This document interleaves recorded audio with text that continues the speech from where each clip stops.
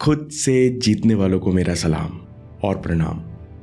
दोस्तों, अगर आपको चिंता होती है कि भविष्य में क्या होगा, हालात देखकर टेंशन होता है कि कुछ भी मेरे कंट्रोल में नहीं है, अब मैं क्या करूं, तो ये वीडियो आपको चिंता को इग्नोर करके प्रेजेंट होना सिखाएगा। एक लड़के ने छोटी उम्र से कुंफू सीखना शुरू कर दिया। वो बचपन से ही बहुत लचीला और मजबूत था, जिस कारण वो कुछ ही सालों में कुंफू प्रैक्टिस में बेहतरीन प्रदर्शन करने लगा और अपनी क्लास में सबसे आगे रहने लगा। धीरे धीरे मास्टर उसे अपने प्रतिनिधि के तौर पर मुकाबले के लिए भेजने लगे।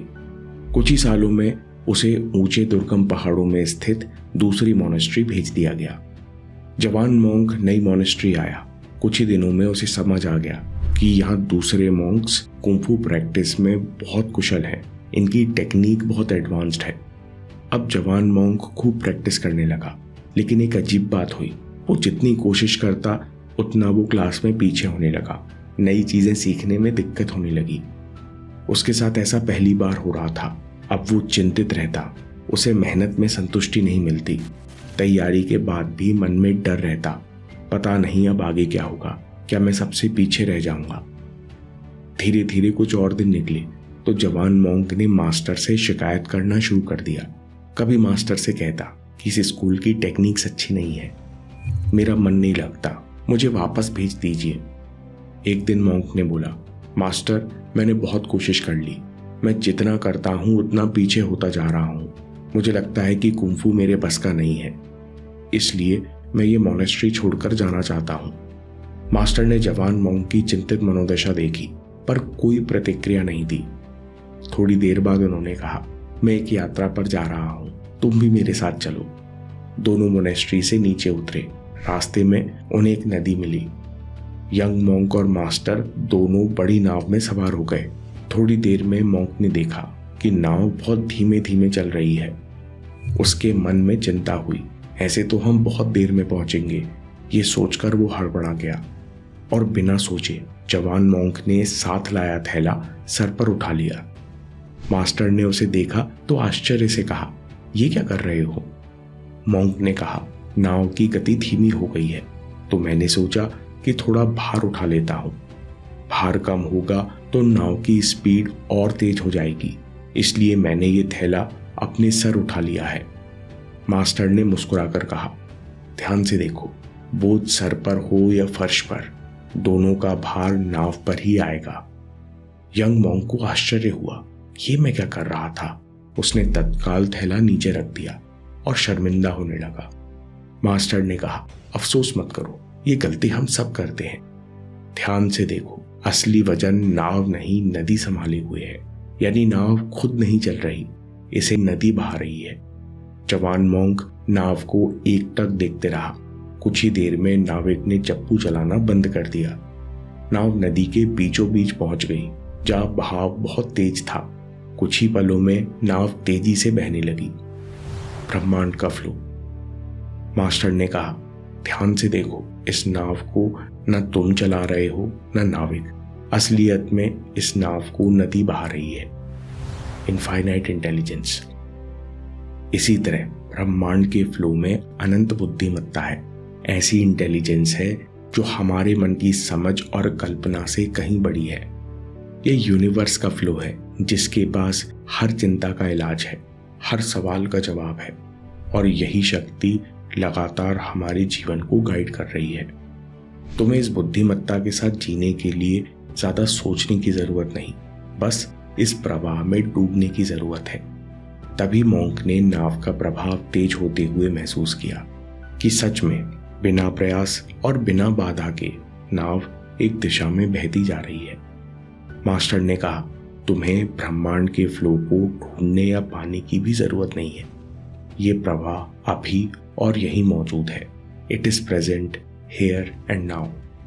अपने गुरु के शब्द सुनकर मॉन्क का मन एक पल के लिए चिंता से पूरी तरह हल्का हो गया। शरीर से तनाव गायब हो गया। अचानक उसने अपने मन के पीछे एक अजीब शांति महसूस की। इस प्रशांत अनुभव से उसकी आंखों में आंसू भर आए। उसका चेहरा देखकर ज़ेन मास्टर ने कहा, तुम इसे साइलेंस कहो या ब्रह्मांड का फ्लो, या खालीपन। यही है और इसमें ही सब कुछ बह रहा है। डूब जाओ, सब कुछ आसानी से होगा।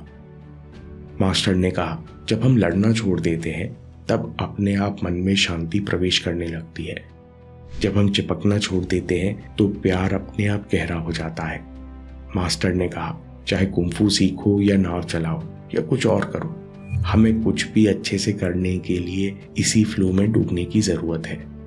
जब हम इस फ्लो से अलग होते हैं तो मन में पहले कंफ्यूजन होता है और स्ट्रेस होने के कारण जीवन में हर जगह परेशानियां दिखने लगती हैं, जैसे तुम्हारे साथ हुआ। अब हार और जीत की चिंता मत करो। ज़ेन मास्टर ने कहा, ध्यान से देखोगे तो समझ आएगा कि जीत हमें आगे बढ़ाती है, वैसे ही हार भी हमें सिखाती है और आगे ही बढ़ाती है। यानी सब कुछ फ्लो में ही है। इसलिए हार जीत फायदे नुकसान की बिल्कुल चिंता मत करो। यंग मॉन्क ने कहा, मास्टर इस फ्लो में डूबते कैसे हैं? मास्टर ने कहा, इस पल पर संपूर्ण भरोसा करके। मॉन्क ने कहा, लेकिन मास्टर चिंता और कंफ्यूजन की स्थिति में भरोसा करना बहुत कठिन होता है। भरोसा कैसे करते हैं? मास्टर ने कहा, फ्लो में सब कुछ बेहतरीन होता है। फूल परफेक्ट समय पर अपने आप खिलता है। छोटे से छोटे जीव को हर दिन खाना मिलता है। मास्टर ने कहा, जरूरत पड़े तो इस बात को बार बार समझो कि फ्लो में सब कुछ बेहतरीन होता है। इतना परफेक्ट होता है जितना हम कंट्रोल करके कभी प्राप्त नहीं कर सकते। भरोसा यानी कॉन्शियस नॉन रेजिस्टेंस। न मजबूरी है न भागना, जो भी है अभी है, इसे खुशी से स्वीकार करो। भरोसा करो कि तुम बिल्कुल वही हो जहां तुम्हें होने की जरूरत है। बस इस पल में डूबकर काम करो। इस प्रकार तुम अनंत संभावनाओं का दरवाजा खोल देते हो। ये जीवन का वो आयाम है जहां चिंता, फ्रस्ट्रेशन कुछ नहीं है। तुम्हें हर प्रकार की प्रेरणा, गाइडेंस सब कुछ मिलती जा रही है। मॉन्क ने कहा, मास्टर मैं भरोसा करने को तैयार हूं, पूरी तरह डूबने को भी तैयार हूं। इस स्थिति में मुझे क्या करना होगा? मास्टर मुस्कुराए और बोले, बस इस पल की शांति अनुभव करो। नदी की शीतलता और कलकल बहते हुए पानी ने मॉन्क का ध्यान गहरा कर दिया। वो पूरी तरह रिलैक्स हो गया। उसके अंदर से आवाज आई, सब कुछ भूल जाओ और वापस लौटो। मास्टर ने कहा, हमेशा इस साइलेंस से जुड़े रहो। जैसे जैसे तुम शांत होते जाओगे वैसे वैसे तुम्हें अपने अंदर की आवाज पर भरोसा होता जाएगा। तुम्हें पता चलता जाएगा कि इस पल मेरे लिए क्या सही है और क्या गलत। इसके बाद मॉन्क ने ट्रेनिंग शुरू की। वो हर दिन शुरू करता और इस पल में पूरी तरह समर्पित हो जाता।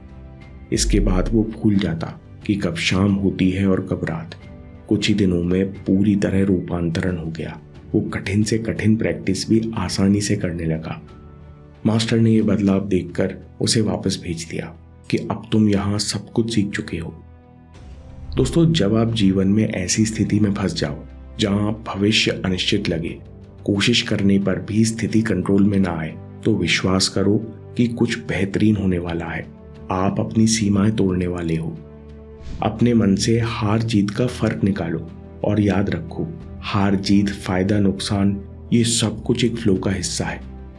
फ्लो पर भरोसा करो। भरोसे का ये मतलब नहीं कि हम एक्शन लेना छोड़ दें या प्रैक्टिस नहीं करें। भरोसे का मतलब है कॉन्शियस नॉन रेजिस्टेंस। आप जानबूझकर कंट्रोल छोड़ देते हो क्योंकि आप स्वीकार कर लेते हो कि ब्रह्मांड का फ्लो आपको इस पल, इस जगह लेकर आया।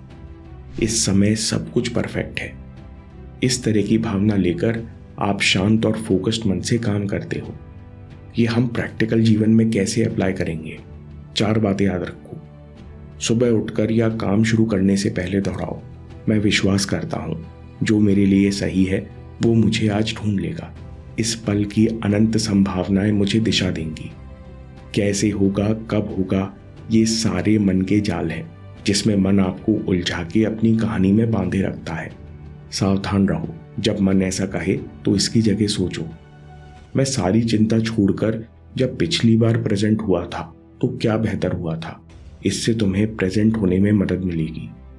अब पूछो, इस पल में अच्छा क्या हो रहा है, उसे धन्यवाद करो। इसके बाद जो भी ज़रूरी काम है, जो भी जिम्मेदारी है, उसे मुस्कुरा के पूरा करो और भरोसा रखो कि ब्रह्मांड की इस अनंत संभावना में जो भी होगा वो हमारी सीमित सोच से बेहतर ही होगा। और दोस्तों, इसी तरह चिंता और स्ट्रेस को दरकिनार करके आप प्रेजेंट की अनंत संभावनाओं में जी सकते हो।